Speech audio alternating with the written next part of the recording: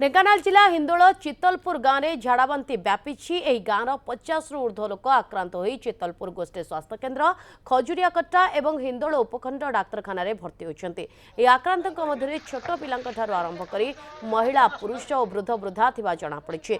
सेमानक चिकित्सा जारी रही। आज खजुरियाकटा डाक्तखाना एक विशेषज्ञ डाक्तरी दल जाई चितलपुर में पहुंची। यह डाक्तरी दल गाँव में विभिन्न आक्रांतों स्वास्थ्य परीक्षा करुवा बेले नमूना संग्रह कर किपरि आउ संक्रमित हेबे नाही सेथिपाई डाक्तरी दल डेरा पकाइछन्ते। ग्रामवासी एक जन्मदिन भोजी खाइथिबा बेले ता परदिन ठारू जनक परे जणे झाड़ाबांति रे आक्रांत होइथिबा जଣା पड़िछि।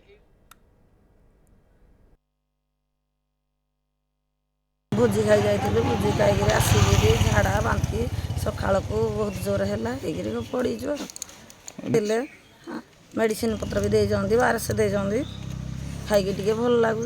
आम पाखक जी जन स्वास्थ्य उपकेन्द्र को आसी आम मेडिसिन ओआरएस सब जोगे देचु। सरकार तरफ जहाँ सुविधा रही सब जोगा जाइए। सहित जी जन रही आम रिपोर्ट करी भी आमर जो ऑनलाइन रिपोर्टिंग अच्छे से भी आम सब पठेचु। एबे समस्ते आम फील्ड लेवल रे भी विजिट करिचु। फील्ड लेवल रु तथ्य नेला समस्ते एबे स्टेबल अच्छा।